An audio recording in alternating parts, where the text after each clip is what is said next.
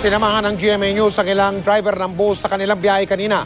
Sa hirap daw ng buhay ay kanya-kanya sila ng diskarte para maitaguyod lang ang kanilang pamilya. At ito po ang natuklasan ng GMA News. Kapag gipit na yung mga driver na yan, ang takbuhan pala nila ay yung mga nagpapautang ng 5-6. At yung mga nagpa-5-6 na yon, nakaposte o nakaabang sa kada bus stop sa EDSA. Narito ang pagtutok ni Mark Salazar, eksklusibo. Kilala sila bilang mga dambuhalang hari ng kalsada. At dahil nga sa mga aksidenteng dulot ng pag-aagawan nila ng pasahero, ipinatutupad ng maging swelduhan at hindi na komisyonan ang kanilang mga tsuper. Maganda ba ito o hindi para sa kanilang direktang apektado? Sa ilang kilometrong biyahe ko kanina kasama sila, milya-milyang storya ang nalaman ko. Kagaya ko, naghahanap buhay lang daw sila para sa pamilya. At hindi raw lahat sila, gaya ng akala ng marami na mga barumbado sa lansangan. Hindi naman kasi kailangan magkaskasir sa hanap buhay. Ang kailangan mo, kung magkasakay, hindi naman makapagkarera, di ba? Isang realidad ng mahirap nilang buhay ang nadiskubre namin. Sa bawat bus stop pala sa EDSA, may milyong halaga ng industriya ng 5-6 na nabubuhay sa mga nagigipit na driver at konduktor ng bus. Malakas ang utangan dito, lalo na yung buwan ng Mayo. Mamimili ng gamit sa eskwela, mag-enroll. Tsaka yun namang inuutang, halimbawa, kinulang sa pambayad sa bahay, kuryente, pantubig, dito tumatakbo sa amin. Sa susunod na makita mo ang gaya ni Gilbert na namuhunan ng 200,000 piso na humahabol sa bus, hindi kotong ang inaabot sa kanila. Barya-baryang pangbawas yan sa inutang ng driver o konduktor. Kumukuha din ako doon paunti-unti, pandagdag sa... Kasi may mga estudyante ako eh. May kolehiyo ako, may high school. Kung si Mang Noli na kumikita ng 1,000 kada araw sa komisyon sa mahigit 15 oras na pagbiyahe, nababaon pa sa utang, paano na lang daw kapag swelduhan na sila ng 330 pesos kada araw? Nakikinikinita na ni Derek ang magiging buhay nila. Siyempre po, kakapusin ka ng... Siyempre, may nag-aaral ako. May pinag-aaral ka siyempre. Doon lang magkaroon na baon. Pagpalagay ng 120 kasi 60 po ang baon. Namamasahe pa yung mga anak ko eh. Pwede 120 na mawala. Dito po, kakain pa kami siyempre dito. Hindi pwedeng hindi kakakain dito. Magmimerienda. Ano pa matitirang 330? Buti kung makautang pa sila sa 5-6. Hindi na rin siguro magbibigay ng 5-6 yun dahil siyempre isipin nila paano ko makakabayad. Kapag di na raw kaya ni Mang Noli, edukasyon ng anak ang unang isasakripisyo. Dahil napasubo na kami, itong semester na ito siguro, sa susunod siguro, pag-aaralan namin kung paano. Kung tutuloy pa. Kung tutuloy. Ang punto ng mga kwento nila, sana'y isama naman sila sa pagbuo ng pulisiyang apektado sila. Tutal, sila naman daw ang naghahatid at nag-uuwi sa iba pang naghahanap buhay para gumulong ang ekonomiya. Mark Salazar, nakatutok, 24 oras. Araw-araw, pinakamaraming naitatalang aksidente dyan sa EDSA. Kaya para maidaya o maiadya sa disgrasya ang mga motorista, ito po ang gustong gawin ngayon ng MMDA. Pabebendisyonan daw nila ang EDSA. Kanina nga lang may banggaan ng isang bus na naman at isang motorsiklo na nahuli ka. Nakatutok si Steve Dailisan.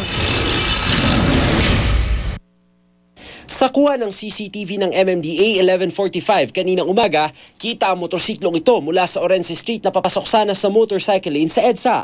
Bago pa siya makapwesto, isang humahagibis na bus ang agad sumulpot. Walang kawala motorsiklo matapos sarguhin ng bus. Ang dalawang sakay nito pumailalim sa bus. Swerte at kalapit lang ang command center ng MMDA Rescue Group kaya agad na respondehan. Sugat at galos ang tinamo ng dalawang sakay ng motorsiklo na agad isinugod sa ospital. Conscious naman daw yung dalawang biktima. Yung babae, nagko-complain siya ng masakit yung kanyang lower abdomen at nagkaroon siya ng sugat sa kanyang labi. Yun ang mga lalaki, nagko-complain naman siya ng para siyang nahihilo at inaantok at nagkakaroon din siya ng sakit sa katawan. Ang driver ng bus, iniimbestigahan na. Meron siyang violation eh. Kasi alam naman natin lahat na lahat ng bus ay kailangan nasa yellow lane sila o yung first and second lane ng EDSA natin. Samantalang yung bus naman, although hindi siya, ay yung motorsiklo, although hindi siya exclusive doon sa motorcycle lane, pero dapat yung mga sasakyan natin, iwasan nilang dumaan sa mismong daanan ng motorsiklo. Bago nito, 8:50 ng umaga sa intersection ng Ayala Avenue at EDSA, dalawang motorsiklo rin na nagkabanggaan. Patawid ng EDSA ang isa sa mga rider habang beating the red light umano ang isa pang rider patawid ng McKinley Hill. Kapwa nagtamo ng sugat at galos sa katawan ang dalawang rider. Pagka nakita mong stop na yung ilaw mo, huminto ka na. Kada araw hindi bababa sa 40 aksidente ang naitatala ng MMDA. Pinakamarami dyan ang nagaganap dito sa EDSA.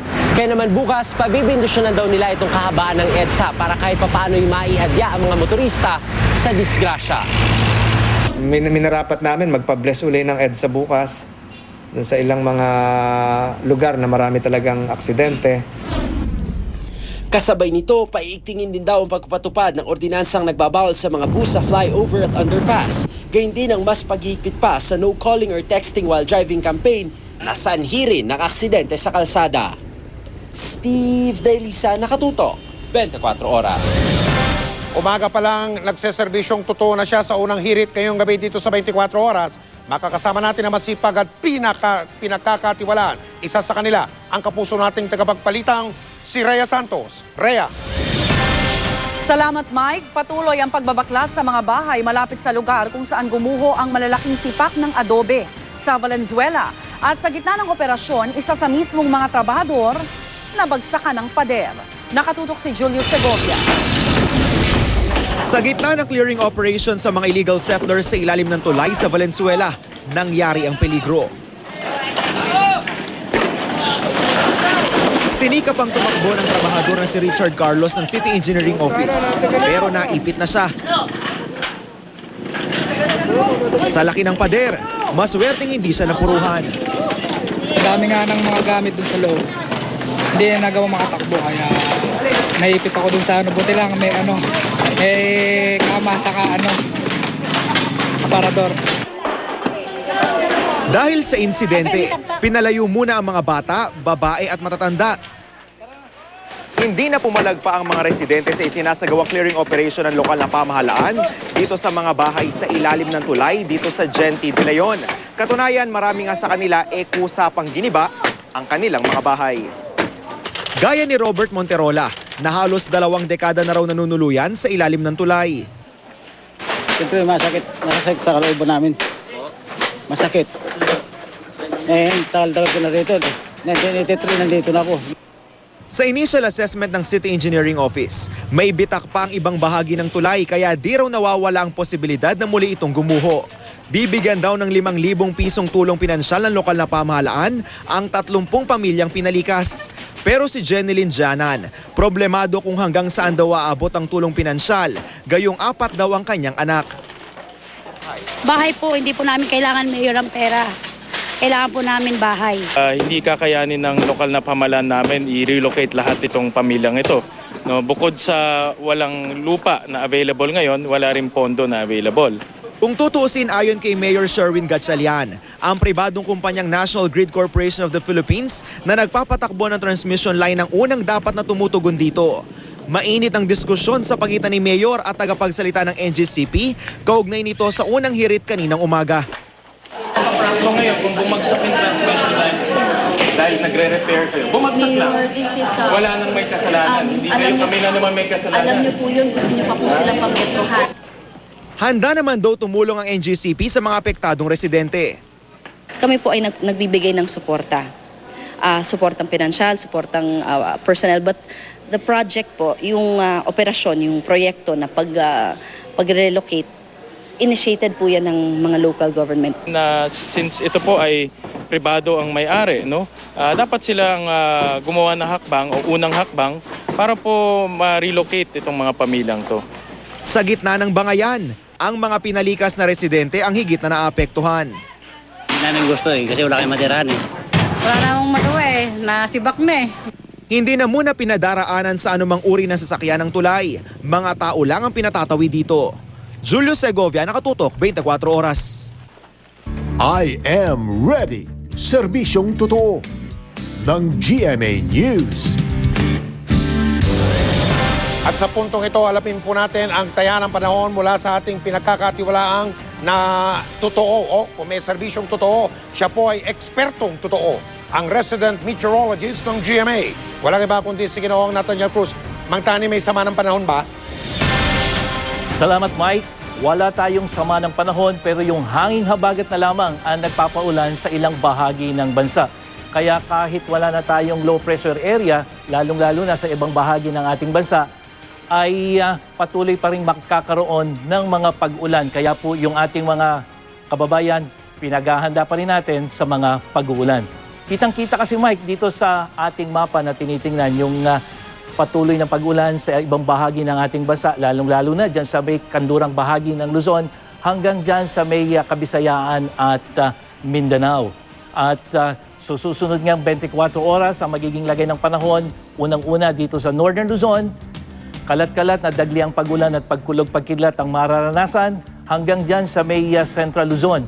At dyan naman sa Kabisayaan, magkakaroon din ng scattered rain showers and thunderstorms pero magiging mas madalas sa kanlurang bahagi ng Kabisayaan at maging sa Mindanao, inaasahan din natin yung kalat-kalat na dagliang pag-ulan at pagkulog-pagkidlat. Mike? Mang Tani, para po sa mga mangingisda at yung mga lalakbay sa mga barko, ano po magiging lagay ng mga alon natin sa mga karagatan?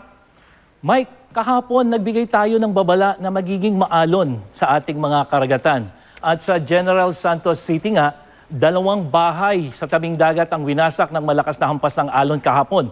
Mahigit 40 pamilya ang kinakailangan ilikas mula sa isang purok dyan sa barangay Labanga.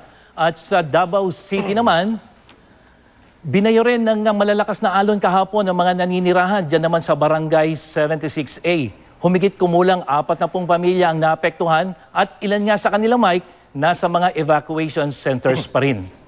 Okay, Mang Tani, bakit matindi ang alon doon sa bahagi ng Mindanao? Wala namang low pressure area o namumong sama ng panahon ikanyo, Mang Tani? Mike, yung mga alon na naranasan dyan sa mga lugar na yan ng Davao City at Jensan, ito ay maaaring dulot ng tinatawag nating localized thunderstorm. Ano ba yung localized thunderstorm?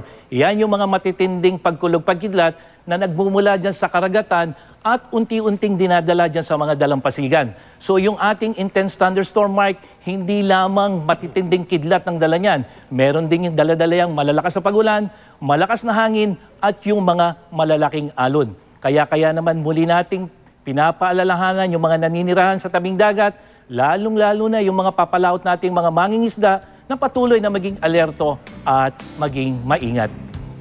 Ano man ang panahon, magplano, magsiguro, makibalita sa GMA Weather. Ako po si Nathaniel Cruz para sa I Am Ready, serbisyong totoo ng GMA News. Maraming salamat po, Mang Tani.